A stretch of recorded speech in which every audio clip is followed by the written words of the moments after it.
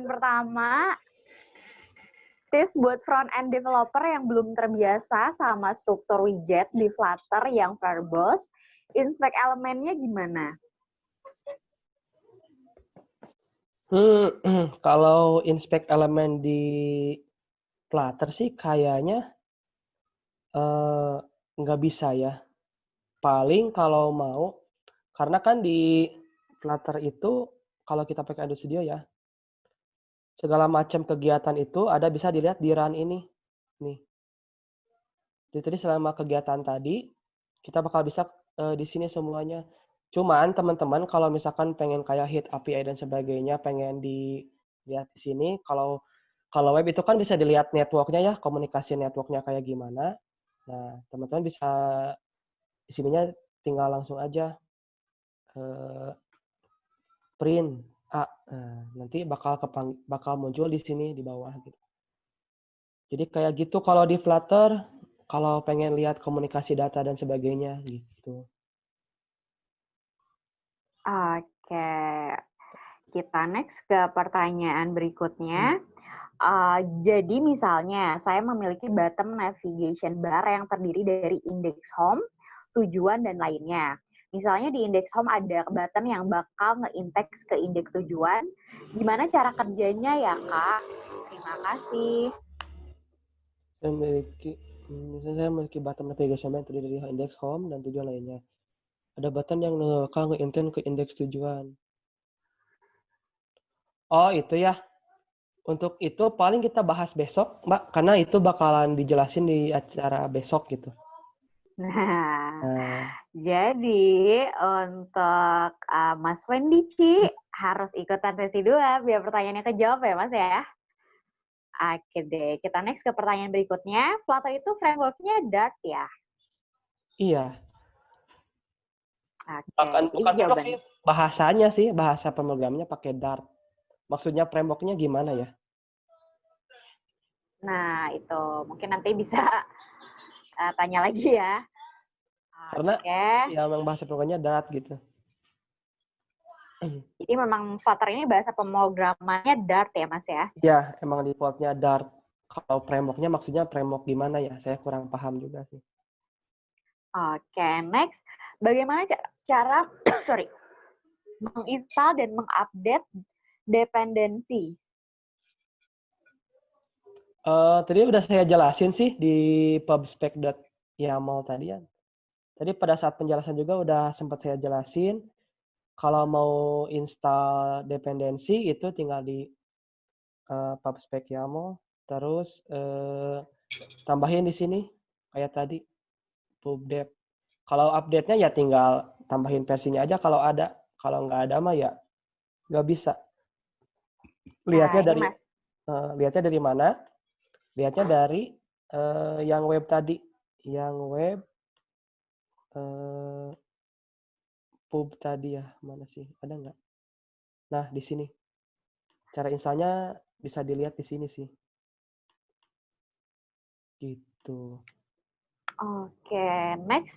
Pertanyaan ini masih berkaitan. Bedanya dependencies dengan underscore dependencies apa ya?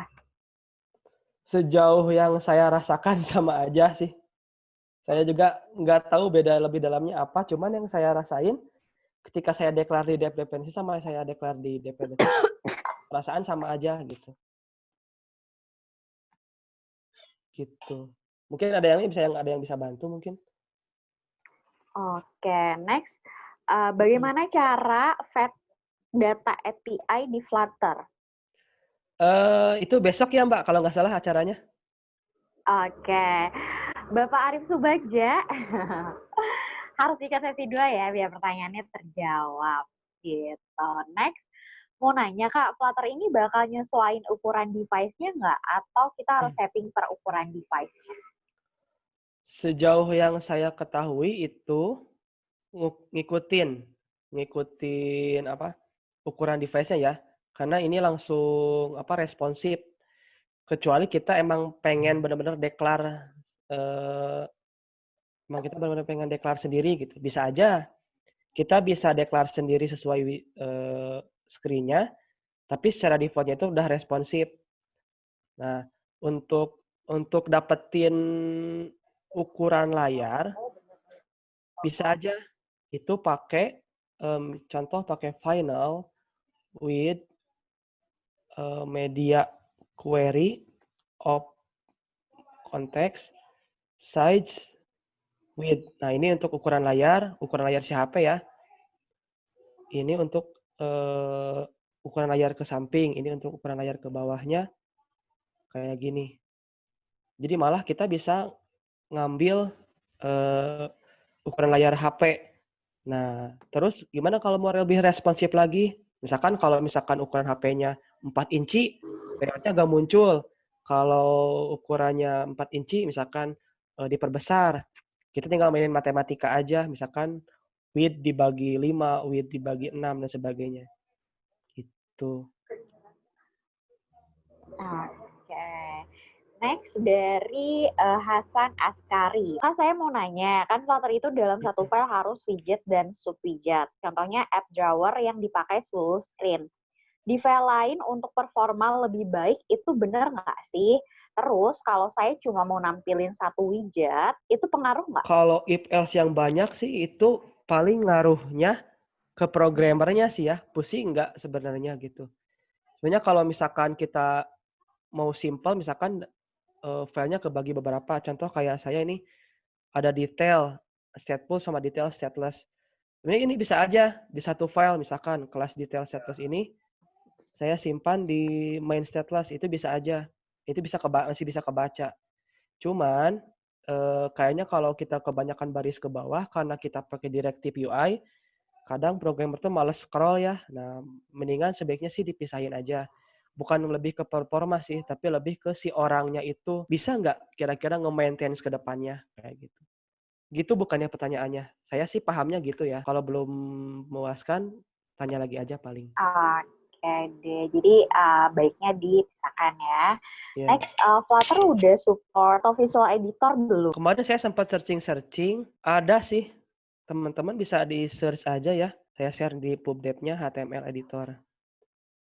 Yang kayak gini mungkin ya. Ini. Nah, ini udah ada sih.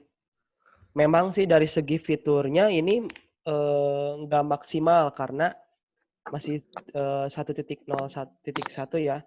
Ini udah support, cuman kayak apa 1, 2, 3 atau Aligen kayak apa ya gitu. Atau bold, kalau bold, underline sama italic sama ukuran size huruf mah itu udah work ya. Jalan sebagaimana mestinya. Tapi mungkin ada beberapa fungsi di sini di antara ini yang nggak bisa dipakai karena ya emang komunitasnya dikit ya untuk Flutter ini. Jadi kalau mau bisa ikutan kontribusi juga untuk ini kayak gimana.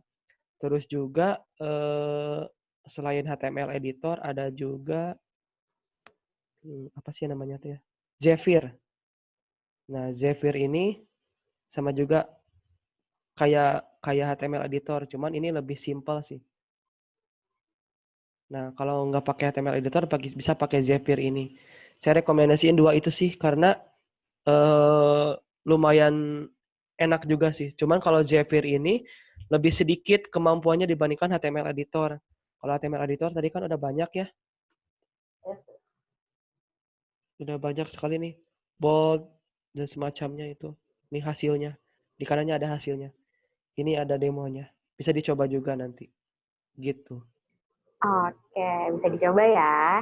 Next, katanya Flutter ini harus pakai API ya buat akses database. Harus nggak tuh, Mas? Kita kan kalau misalkan punya apps yang toko online itu kan ada favorit, ada login dan sebagainya itu kan disimpan di database lokal ya.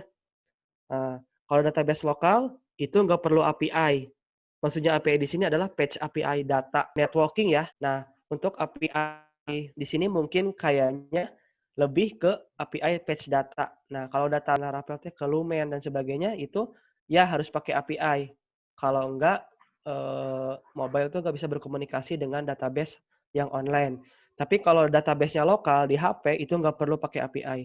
Cukup pakai SQLite atau pakai Dive atau pakai set preference dan sebagainya gitu. Oke, nah ternyata pertanyaannya nyambung. Aplikasi hasil Flutter ini bisa offline atau harus online, Kak? Terus kalau pakai Stateful, semua boleh nggak? Kalau nge-build apps mobile itu disarankan sih mending online ya, maksudnya ada koneksi. Karena kemungkinan ketika nge-build itu dia bakal ngambil data dari internet.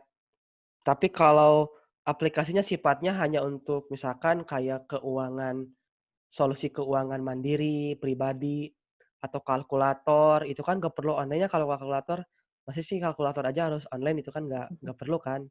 Atau notes pribadi aja itu harus online, nggak perlu kan. Nah, jadi kalau misalkan harus online atau offline, kembali lagi ke kebutuhan. Apakah harus online atau bisa offline? Contohnya kayak kalkulator itu kan offline juga bisa ya, kecuali kalau kalkulatornya ada penjumlahan yang harus disimpan di database, itu baru harus online gitu. Terus kalau stateless semua juga boleh, stateless juga semua boleh, kayak gitu. Contoh kayak kalau cuma nampilin layout-layout doang atau company profile nih kan, company profile itu cuma nampilin data dari API udah ya, nggak ada pilihan radio button, nggak ada ganti-ganti menu, cuma satu screen udah aja semua. Itu kan stateless juga bisa gitu. Oke, next pertanyaan dari Rizky Adi Saputra. Ketika saya menggunakan hot reload, terkadang ada nilai atau widget yang tidak terrefresh pada layout itu. Gimana ngatasinnya? Kalau ini udah ke ranahnya Google. Emang saya juga sering ngalamin kayak gitu. Ya gimana lagi itu nunggu fix dari Google aja sih kalau yang kayak gitu. Kadang saya juga ngalamin ketika hot reload nggak muncul. Cuman ada yang pertanyaan lagi dari saya. Hot reload ini nggak munculnya apakah ketika layout yang salah atau gimana? Karena bisa aja contoh kayak list view tadi, ketika ada list view di dalam list view, itu nggak bakal muncul layoutnya. Kenapa? Karena layoutnya salah. Udah ada scroll lagi. Nah, solusinya kita harus nambahin sering wrap. Tadi kan saya sempat jelasin tuh, kalau kita mau nambahin list view di dalam list view, kita harus nambahin string wrap agar list view itu muncul. Kalau nggak muncul, berarti itu ada yang salah dengan widgetnya. Jadi, ketika hot reload ini disimpan dan widgetnya tidak terrefresh, coba teman-teman cek dulu di sininya ada nggak. Kalau ada yang error, biasanya suka ada di file manakah, line berapakah, itu tinggal dicek aja kayak gitu. Contoh, kayaknya harus kasih contoh ya. Di stateful. Tadi itu di detail stateful. Nah, slit vertikal saya nggak kasih string web ya. Kita hapus string webnya.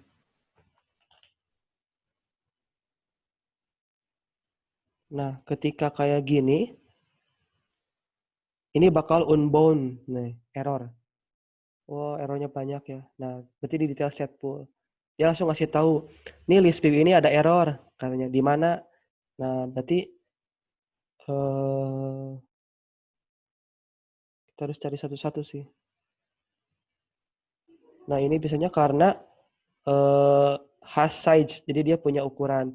Dan ketika kita lihat ke aplikasinya, nih, dia nggak muncul. Karena ada error tadi, gitu. Jadi ada dua kemungkinan, karena bugs dari Google-nya, atau bisa juga karena kita deklarasi layout-nya salah. Tinggal dilihat aja nanti di bagian Android Studio-nya apakah ada error atau tidak. Kalau ada error berarti mungkin hot reload-nya nggak muncul gara-gara itu. Nah, ini bisa dilihat panjang sekali ya.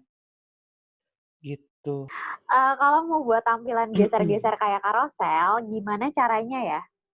Oke, carousel ya. Sebenarnya kalau mau cari susah, buat sendiri bisa. Kalau mau cari susah ya. Tapi ada sebenarnya kalau mau cari mudah. Kalau mau cari mudah, teman-teman bisa cari di pub ini. Ada carousel slider. Nah, ini. Ikutin deh caranya kayak gimana. Di sini ada carousel slider. Ini cara pakainya, contohnya. Kalau masih belum puas dengan cara pakainya, bisa dilihat di GitHub-nya. Kan di GitHub-nya nih ada di bagian example lib main. Nah, ini cara pakainya. Teman-teman bisa coba-coba aja nih aplikasi ini kayak gimana. Selain carousel saja yang dibutuhkan, mungkin butuh juga dots indikator. Nah, ini untuk nampilin yang di bawah-bawahnya itu, yang ini. Jadi memadukan antara dependensi yang tadi dengan dependensi yang ini. Karena seingat saya, carousel slider itu nggak ada titik-titik di bawahnya itu ya. Nih, hanya gini aja. Terus ditambahin. Ada nih ini. Nah, ini ada contohnya nih. Nanti tinggal dilihat aja di contohnya. Ini kayak gimana cara buat yang ini nih. Jadi ingat-ingat aja pubdev-nya. Carousel slider. Kalau saya sistemnya pakai ini. Gitu. Kalau mau cari mudah. Kecuali kalau cari susah atau enggak. Kadang gini kan orang itu ada yang dia percaya dengan codingan orang lain, ada yang nggak percaya. Kalau teman-teman ngerasa aplikasi teman-teman adalah sesuatu hal yang sangat secure dan nggak mau ketergantungan dengan dependensi orang lain, maka buatlah sendiri. Tapi ya harus ketahui resikonya, itu membutuhkan waktu yang sangat panjang karena slider itu nggak sederhana ya. Tapi kalau misalkan teman-teman gak apa-apa lah ketergantungan dengan dependensi orang lain, ya kalian harus ingat juga ketika orang itu nggak memaintain package-nya atau nggak memaintain dependensinya, kalian harus siap-siap aja bahwa akan ada error apa. Misalkan Flutter-nya udah update, tapi package-nya nggak update, itu kan bakal ada error ya. Mau nggak mau teman-teman harus nge-update sendiri kayak gitu. Oke, jadi tergantung ya. Ya, Teman-teman mau cara yang mana nih? Yang mudah atau yang susah? gitu. Kalau saya sih mending ya pilihan lah ya. Ya, Oke, next. Ini ada yang mau nanyain kalau mau cari info part-time Flutter itu di mana ya? ya saya kurang tahu kalau itu. Oke, mungkin kalau itu cari di ini aja kali ya, kayak web-web yang memang dia suka nampilin info part-time atau info lowongan kerja. Ini bisa Iya. dicoba ya. Mungkin Next-nya, project ID juga bisa, tapi nggak tahu sih. next di Flutter bisa bikin custom widget nggak? Bisa banget. Bisa eh banget. eh, Contoh, coba saya cari dulu ya. Custom widget Flutter. Ada nggak ya? Pokoknya si Flutter ini udah bisa sampai menarik banget lah kalau widgetnya itu bisa dibuat sendiri. Jadi kalau misalkan teman-teman lihat di Android native itu layar widgetnya kaku, ya teman-teman harus bisa mainin XML, terus mainin animasi yang lain. Nah kalau di Flutter ini custom widgetnya itu sangat sangat eh, apa ya? Boleh banget gitu dan bisa banget karena semuanya widget gitu. Kayak gitu. Cuman kalau harus nunjukin custom widgetnya kayaknya susah juga ya kalau waktunya kayak gini gitu. Mungkin teman-teman bisa cari-cari contoh custom widget di Flutter di Google ya. Bisa kok itu. Kalau bisa bisa. Oke, gitu kita next ke pertanyaan berikutnya. Kalau pindah dari React Native ke Flutter, apakah cukup sulit? Terus perbedaannya banyak nggak sih? Oke, kalau bedanya sih teman-teman pertama harus belajar lagi bahasa Dart-nya itu ya. Mau gak mau kita harus belajar lagi bahasa Dart-nya. Nah, cuman di sini ada yang menarik di Flutter Dev itu. Teman-teman bisa kunjungin Flutter Dev, terus klik Getting Started. Bentar, di mana sih? Oh, koneksinya agak stabil. Di sini ada nih. Di sebelah kiri itu ada Flutter for React Native Devs. Klik aja teman-teman di sini. Jadi teman-teman bisa tahu kalau di React Native apa. Misalkan di entry point di React Native kayak gini.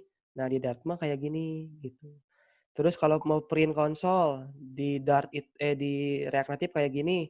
Kalau di Dart kayak gini. Jadi teman-teman kalau misalkan basicnya RN terus mau pindah ke Flutter, di sini Flutter sudah menyediakan beberapa perbandingannya.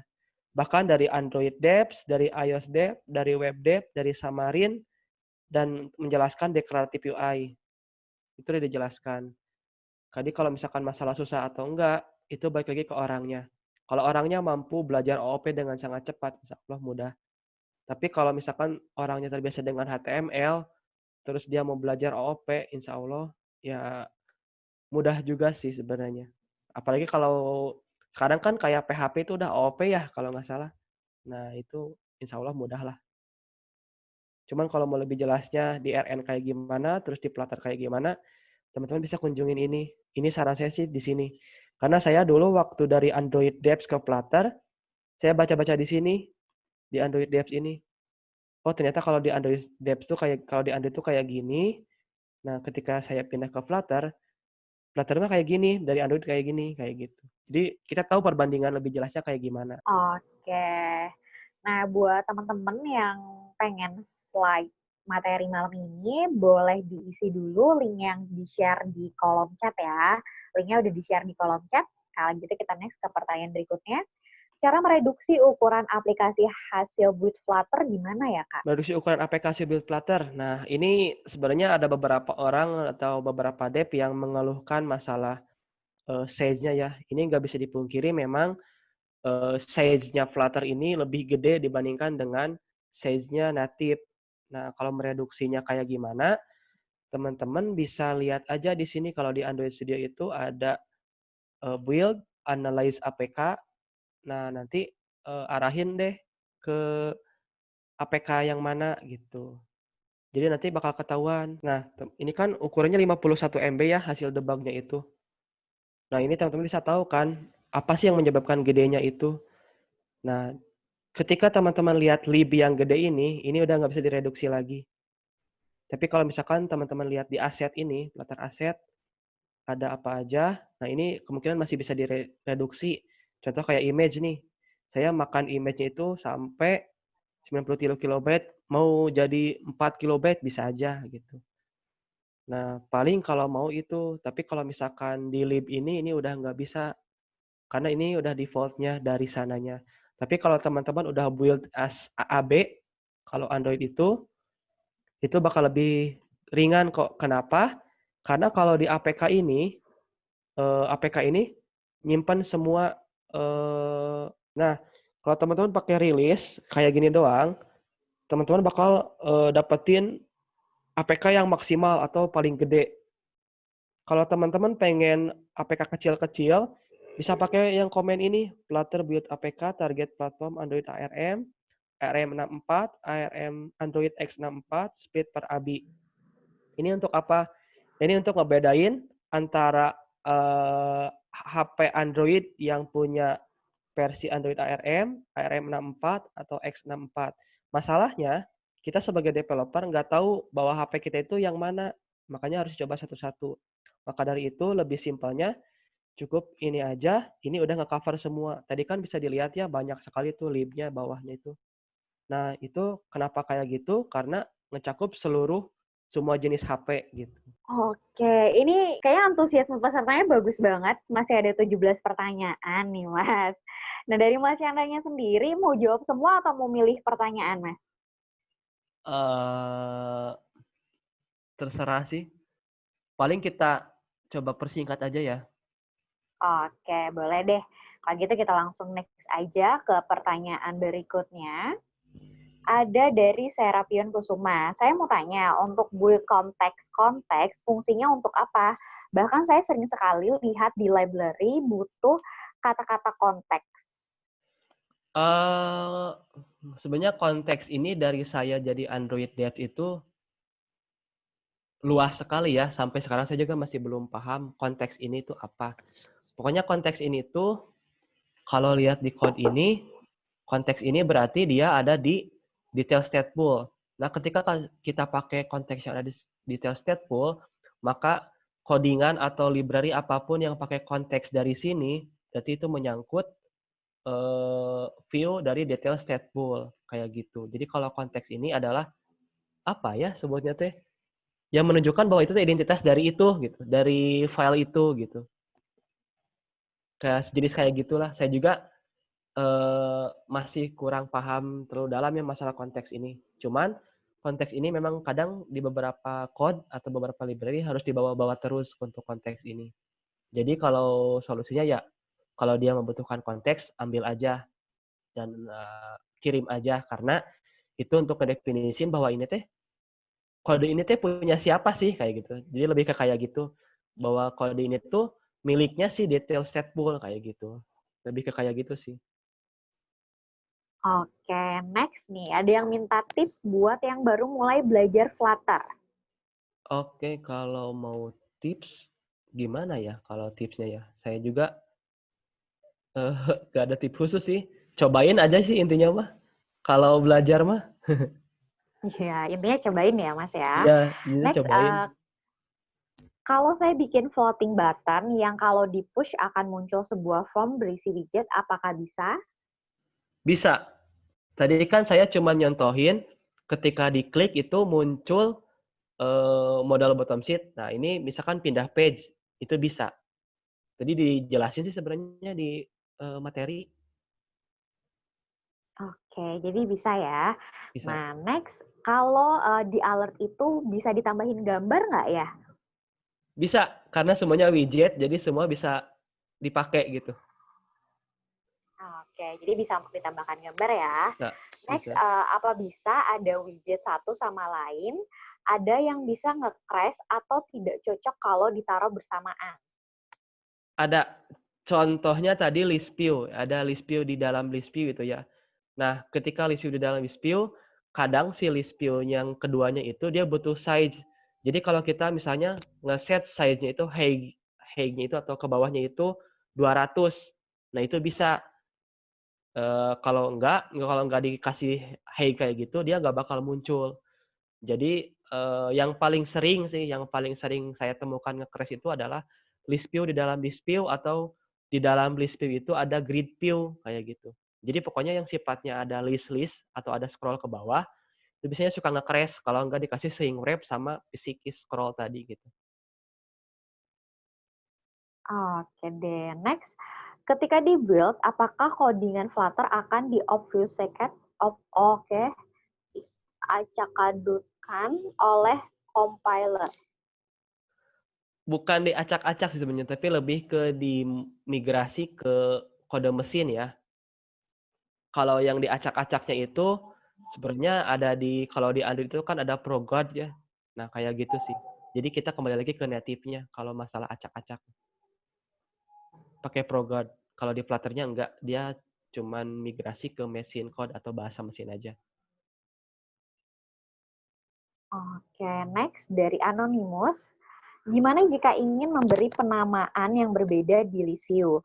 Kan di situ tes semua. Bagaimana jika mau berbeda? Oke, kalau berbeda, kita balik ke sini berarti ke codingan. Contoh tadi yang tes itu yang grid view ya. Nah, ini kan karena ini kan aku pakai item builder context index karena satu tes ini ya. Nah, misalkan kita mau pakai berbeda-beda, bisa pakai misalkan kita punya eh, list string friends. Kayak gini. Misalkan isi dari si friends ini tuh adalah macam-macam ya. Misalkan friends 1 anonymous, friends 2 B, friends 3 C. Misalkan kita tinggal panggil aja di sini title misalkan friends index. Nah, jadi sesuai dengan indeks yang ada di sini. Jadi kalau misalkan friends indeks ke 0, karena ini kan ada indeks nih, indeks ke 0, maka munculin siapa. Indeks ke 1 siapa, indeks ke 2 siapa, dan sebagainya. Kecuali ada juga kayak gini. Kalau misalkan kita mau kasih yang indeksnya adalah genap, maka kasih tes. Sorry. Nah, kita kasih tes. Tapi jika dia bukan genap atau ganjil, maka kasih ganjil. Nah, bisa juga kayak gini. Tergantung penggunaan sih sebenarnya. Kayak gitu. Tapi pada intinya kalau nggak patch dari API, rata-rata kayak tadi yang pertama itu adalah friends, indeksnya ke berapa. Kayak gitu, sesuaikan. Karena ini nanti isinya bakal banyak gitu. Oke, nah kalau pertanyaan berikutnya ini nanyain tentang materi besok. Bahas koneksi Flutter ke Firebase juga nggak, Mas? Untuk saat ini sepertinya enggak ya, karena Firebase itu yang paling sering dipakai itu ada Firebase Messaging sama Firebase apa? Firebase Messaging. Kalau enggak Firebase Messaging itu Firebase OTP atau Out. Nah, kalau besok sepertinya enggak dulu. Kita bakalan pakai API-nya Movie Directory. Jadi API-nya film-film kayak Jadi gitu. mohon maaf ya Bu Salma, ternyata besok nggak bahas itu. Next, kasih referensi ebook sama tutorial yang recommended dong. Thanks. Waduh, saya belajar nggak pakai ebook sih, langsung dari dokumentasi Flutter Dev-nya. Jadi mohon maaf, saya belum bisa ngasih gitu. Karena saya juga nggak pakai ebook gitu. Oke. Next, bisnis logik aplikasi kita biasanya dibikin di mana ya? Oh, kita akan pakai provider. Jadi teman-teman besok tunggu aja di provider. Jadi bisnis logiknya akan kita simpan di provider. Oke, bisnis logiknya nanti disimpan di provider ya. Next, pertanyaan dari Bapak Bambang Ismanto. Agak bingung pakai widget di Flutter. Misal di dalam kontainer ada row, dalamnya ada kontainer lagi, dan seterusnya. Gimana tipsnya biar paham menyusun widget dengan baik? Oke, sebenarnya widget di Flutter tuh banyak ya. Ada kontainer, biasanya orang-orang itu butuh kontainer ketika dia butuh sesuatu wadah yang sifatnya itu adalah ngeganti warna, ngeganti eh, padding atau margin. Nah, sebenarnya kalau nggak pakai kontainer itu bisa juga pakai padding. Untuk tipsnya bagaimana? Untuk tipsnya menurut saya banyaklah mencoba dan banyaklah coba-coba layout yang aneh. Jadi dengan Anda mencoba layout yang aneh, Anda bisa tahu kalau saya mau buat jarak bisa pakai kontainer, bisa pakai padding. Kalau kita mau buat layout ke samping, itu bisa pakai row, kalau ke bawah bisa pakai kolom dan sebagainya. Jadi intinya sih harus mencoba. Kalau nggak mencoba, ya susah juga cari tahunya gitu. Nah, harus coba dulu ya, biar tahu. Ya, Next, ada komunitas Flutter nggak sih di Bandung, Mas? kalau komunitas di Bandung khususnya kayaknya enggak deh. Adanya Flutter Indonesia langsung ya di Telegram. Kalau di Telegram ada sih. Cari aja Oke. Flutter Indonesia gitu. Jadi kalau saat ini komunitasnya baru skupnya Indonesia ya, Mas ya? Iya, Dan kalau mau join itu bisa join langsung di Telegramnya Flutter Indonesia. iya. Oke, silahkan dicoba ya rekan-rekan semua. Next pertanyaan dari Bapak Rangga Jati Kusuma Lukman. Kalau udah biasa di Kotlin dengan MVVM di Flutter, sorry ya, kalau ada suara berisik, apakah ada bisnis logic yang sama?